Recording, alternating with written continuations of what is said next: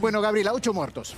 Ya son 8 los muertos en la Argentina, las últimas 2 víctimas son mujeres, una en la ciudad de Buenos Aires y la otra en Resistencia, en el Chaco, un lugar del cual vamos a hablar dentro de un ratito, ¿no? Porque llama justamente la atención la cantidad de casos que hay en esa provincia.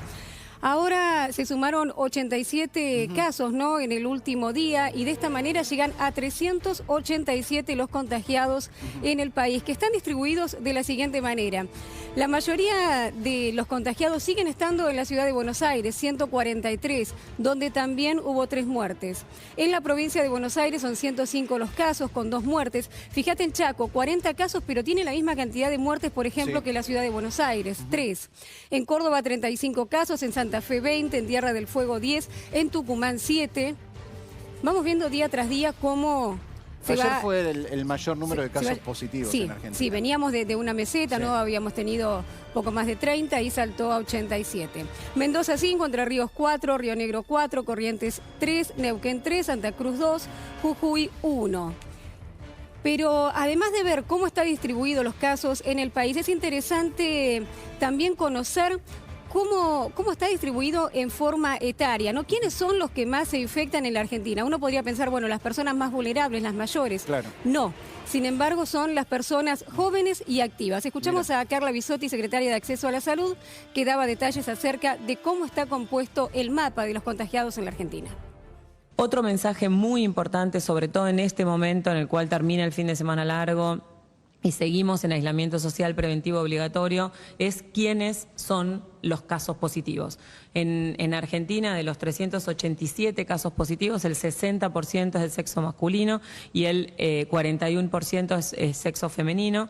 La mediana de edad es de 44 años y cuando la dividimos por grupo de edad, entre 0 y 14 son 7, entre 15 y 59 son 305 casos y mayores de 60 son 71. Entonces, cuando nos preguntamos ¿por qué todos nos tenemos que quedar en nuestra casa?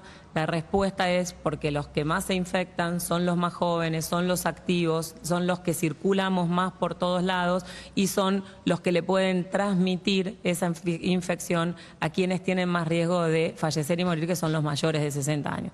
Cuando nos preguntamos por qué le recomendamos tan fuertemente a las personas mayores de 60 años y a las personas que tienen factores de riesgo que se queden en su casa, que realmente extremen las medidas de distanciamiento social, de higiene de manos y de higiene respiratoria, es porque un contacto con alguien joven, aunque tenga una infección leve, aunque ni siquiera sepa que está infectado, puede ser determinante para infectarse y tener una complicación. Bueno, atención, es muy importante lo que decía la secretaria de Acceso a la Salud. Se infectan mucho los jóvenes, contrariamente a lo que mucha gente cree. Claro, es sumamente importante tenerlo en cuenta porque por ahí la gente más joven se piensa que no está dentro del grupo de riesgo, ¿no?, del más vulnerable, y se cuida menos. No, la importancia de cuidarse porque son los que más se infectan y son quienes después van a contagiar justamente a los grupos más vulnerables. Que tienen después los riesgos más complicados de llegar a, por ejemplo, una situación extrema. Fíjate que saliendo de Capital y Gran Buenos Aires, que son los lugares más afectados, Chaco realmente llama la atención. Llama mucho la atención porque en esa provincia hay 40 casos confirmados y se registraron 3 muertes. La última muerte en el día de hoy se conoció la de una mujer de 77 años que estaba internada y que anoche justamente se confirmó el diagnóstico de COVID-19.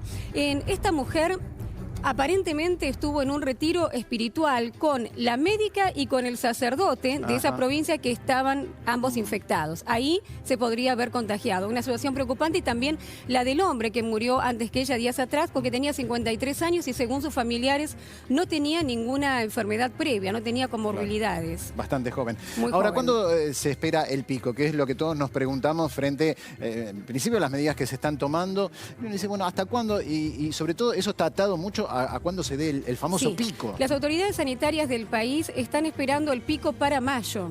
Por eso el presidente está tratando de tener todo listo para ese momento. Están terminando los detalles de la logística para que haya test, haya camas, haya más respiradores y haya sobre todo personal para poder atender ese pico que se calcula se va a dar a mediados de mayo. Bueno, gracias.